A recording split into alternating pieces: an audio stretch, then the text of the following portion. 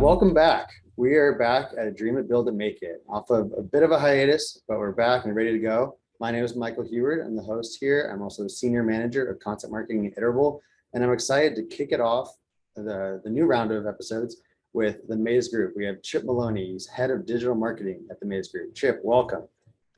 How you doing, Michael? Thanks for having me. Awesome. I'm so excited to have you here, and I'm really excited about the conversation we're about to have about some consulting and digital marketing and acquisition and retention. We got a lot of good topics up hand, but first I'd love to just hear from you. Tell us a little bit about yourself and what you're doing at the Maze Group. Yeah, thanks. So yeah, at the Maze Group, I head up our digital marketing. And what that really includes is the conversion rate optimization, paid acquisition, and retention. We view all parts of the funnel as like a cohesive unit. So think that it's important for each of those to be involved in the process there. So our acquisition team is working closely with our retention team, who's working closely with our CRO team to make sure that every single touch point that a customer sees has a continuous strategy there. So. Awesome. I love the idea of cohesion. I definitely have a question about that later. But I usually like to start these off talking about like you as the person. A lot of marketing professionals, the conversation is very brand and customer or brand and consumer. And so I'd love to hear from you as a consumer, like what's a good customer experience to you? Like what are some features of a good CX and customer journey? And like if there are any brands that you think that are doing great? Yeah, so I think any brand that's doing well in this space, the best word I could use would just be frictionless. We've made so many advancements over the last 10 or so years in e-commerce that things that we were accustomed to then is very different now. With the evolution of things like SMS, for example, you want to treat that as a cohesive unit with your email program. You want to make sure that your campaigns and automations aren't duplicating themselves and double blasting someone. You want to make sure that they're not receiving that message twice, and the information that you are giving them you want it to be relevant. So the personalization aspect, leveraging the information that you do have at your disposal is more important than ever. People don't have a very long attention span. You need to hit them at the right time with relevant content. So I think that is again, to the earlier talking point is have the importance of all of those different pieces and facets working together to keep that journey frictionless there. Yeah, definitely. I love that. Like we talk about it a lot internally, how relevance is a big part of having a holistic view of the consumer. You're not just focusing on one channel or one thing they're doing. You're focusing on their whole journey. And so kind of in that same vein, you work at the connection between kind of consulting, digital marketing, technology, and how all that integrates together. So how do these different pieces interconnect for your clients, and has the acceleration of digital transformation changed the way you approach this cohesion? Yeah, so like I'll use the acquisition and retention sides as the example there. And with on the acquisition side, and we have some further conversations we'll have about the impacts of iOS 14.5. So with those changes, a lot of CPMs, customer acquisition costs, et cetera, skyrocketed. So the leveraging of different bottom of funnel tactics, focusing a little bit more on gathering those emails and continuing that conversation on what is essentially an owned and operated channel, which would in this situation be email, is extremely important there. So that having that kind of strategy can allow for you to rather than relying on and spending money on the acquisition side to cross sell for replenishment, for people to come back, relying on the acquisition side and making sure that from your strategy on retention side is speaking to the acquisition side, where you're who are these people that you are bringing into the funnel, how are you collecting their email addresses, and then how are we then further segmenting those people so the journey there is cohesive. Got it. Okay, that makes a lot of sense. So when I guess that comes like at all stages of it, but when you're first starting to work with these brands, are there kind of key factors that you're looking for, especially when it comes to technology? Like technology is something that I think a lot of people in their stack, they'll have so many different options that they don't know how to make that cohesion. So are there any key factors that you're first looking at, or common themes you see? Yeah, I think on that the cohesion is, is heavily dependent on the tech stack. So one of the first things that we'll look at is, is the tech stack aligned with where we think things are going in, 5-10 years there? Are we leveraging, things like a CDP to kind of help be, essentially that middle ground between the various channels there? So, that's something that we absolutely, will work with our clients on, from the jump, and seeing what is, possible from there. But, on some of these, agnostic of platform, you can achieve them with the right strategy. And sometimes it's not necessarily the platform in this specific use case that's limiting. It's more just the education from a lot of the paid acquisition team might not know the tools that you can leverage in the ESP. So it's equal amount of technology as well as the education for, the members of your team to know what tools that they have. Mm-hmm. I like that. I think that's a topic that's not commonly spoken about. There's so many options. Yeah. What do you even choose from, and how do you know what you don't know? I think that's great.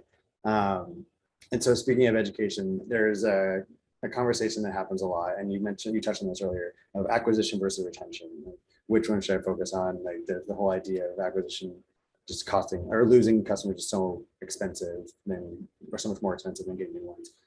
So kind of where does Maze Group stand on this? Where do you see your clients generally putting their focus, or are people focusing more on retention now? Yeah, so I hope that no one ever turns it into a one versus the other piece, because both are equally important. Now, like, you can find a brand at a certain portion of their journey where, maybe retention is a little bit more of a problem, so you need to focus on it more, but you never need to, lose sight of the overall goal, and those two both have, equal importance there. And then, on the challenges of the acquisition side here, I think that we're obviously at an interesting point where, like I said earlier, the customer acquisition costs are increasing quite dramatically across the business, and I think that is obviously hurts in the short term. But I think it kind of brings things to a head that have been going on.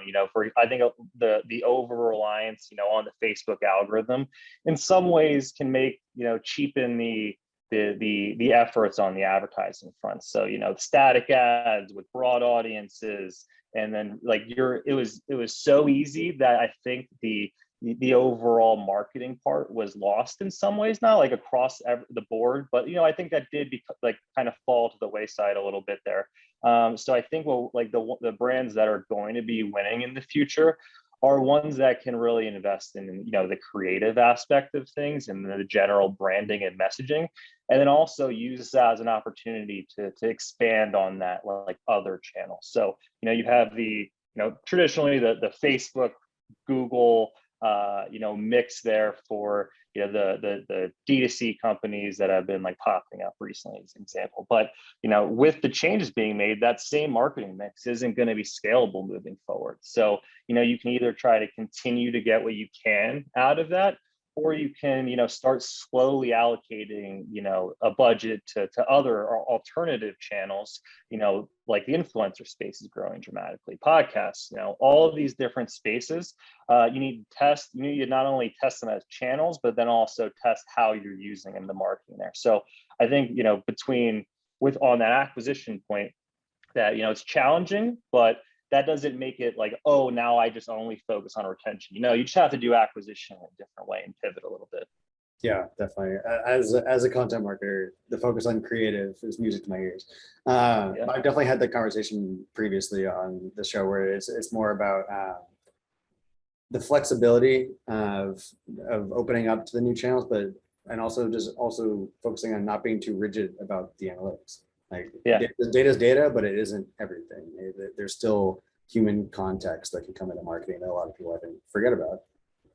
Absolutely. And it's interesting because, I think some brands, can do very well despite, poor best practices, because of how strong the brand is. Their brand almost becomes that. So, I think you have to, when working with the client, find a happy middle ground there, allow the creative and brand to be first, but make sure that you are, to your best of your abilities, following the best practices there.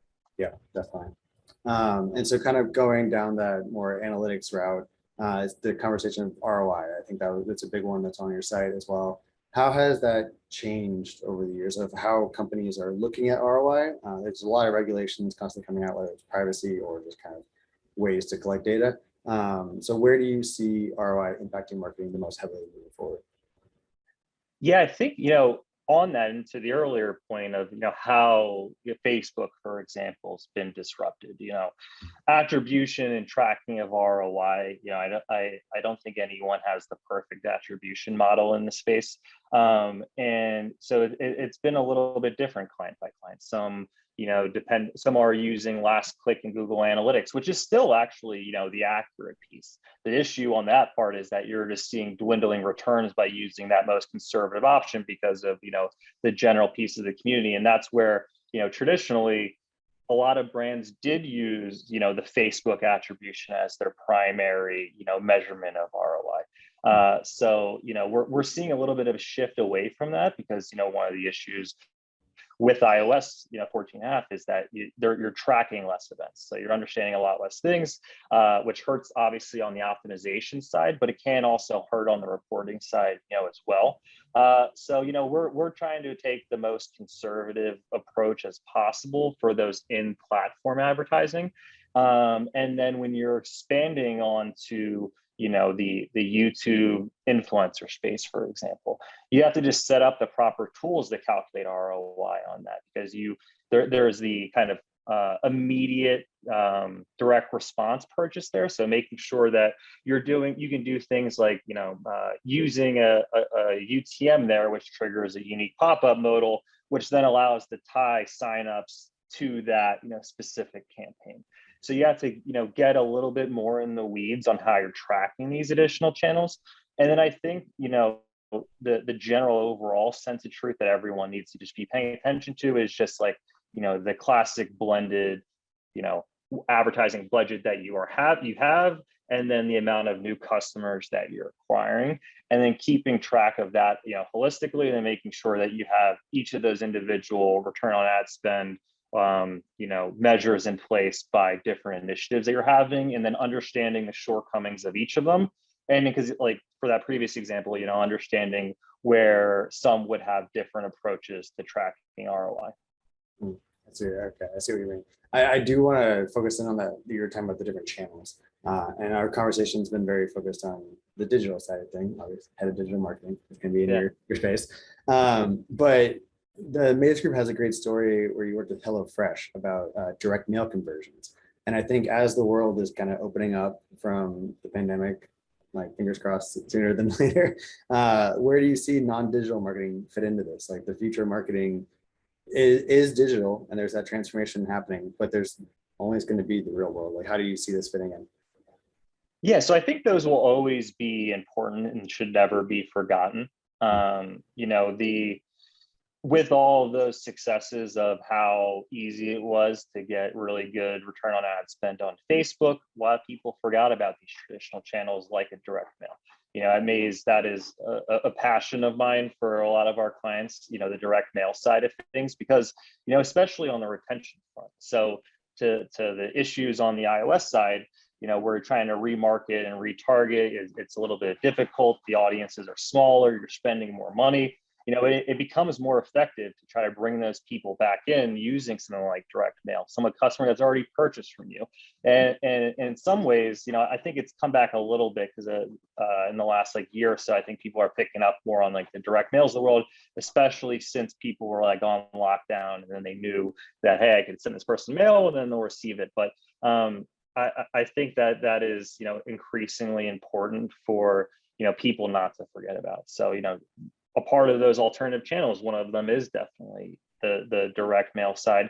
And I see that continuing, barring, Facebook's metaverse turning into, a real thing.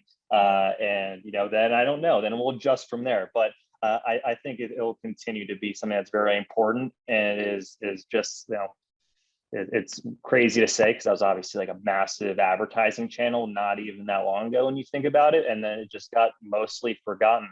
So I think it's something that, all brands should explore, do test sends, with small groups, understand the efficacy of it, And then once it's proven out, then scale it from there. Very big on obviously, doing tests with small sample sizes to, the lower hanging fruit group, because, if those work, then if those don't work, then, hey, then like we shouldn't probably scale this up. But if those do work, then it gives you grounds to, go to the team, get more budget, grow that program. And then, for like a company like HelloFresh, then they incorporate it, even more into their ongoing campaigns. Yeah, no, I agree. It's definitely something. It's funny to see how it's progressed over the pandemic and how people have finally figured out QR codes and how that like melds the digital and real world applications of it. It's fantastic. Yeah, absolutely. Yeah, awesome. Well, last question for you. Looking to the future, we kind of you touched on it a little bit here with the direct mail conversation, but where do you see opportunities coming for the customer experience, whether that's digital, in person? How do you see marketing progressing, I guess is the easy way to say it. Yeah, I think the one that I'm spending a lot of the most time on is honestly SMS. It's not like super new concept. It's been around for a few years now. I mean, some of the more established email providers are getting into the game a little bit more than they previously had. But I think that is less about it being like a brand new technology because it's been around. It's more about the audience of who uses it. So, the audience of the high schoolers 18 to 24, they are leaning far and more to the SMS side. They're not checking their emails. And I don't want to be in one of those places where, you get comfortable. That's, where we've seen in the past with various industries where you're like, oh no, that new challenger isn't going to disrupt things too much. And then, the audience that's using it, sure, they're not like the biggest purchasers right now, but every day, every year, 5 years that goes by, that demo becomes more and more your target demo. So getting that strategy in place and setting up the proper infrastructure now is, to me, one of the most important things across like the industry, just to make sure that when that time comes that you're prepared, have, a good understanding of what works and what doesn't, and already have a working program in place. Yeah, definitely. The marketing by generation, I feel like it's getting harder and harder because the different generations are so different. Like technology is moving so quickly. But I like the idea that you don't have to have a new channel. It's just use it in a new way. I really like that concept. Well, thanks so much. This was fantastic. This was a great conversation. I really appreciate you joining me. If our viewers have any questions for you or Maze Group, how can they reach out? Yeah, they can just go to, themazegroup.com or reach out to me directly at my LinkedIn, Chip Moloney. Be happy to talk to anyone, answer any questions. Awesome. Well, thanks so much again. Really appreciate it. And to the rest of you, I'll put those links in the description below and we'll see you on the next episode. Have a great one. Great. Thank you.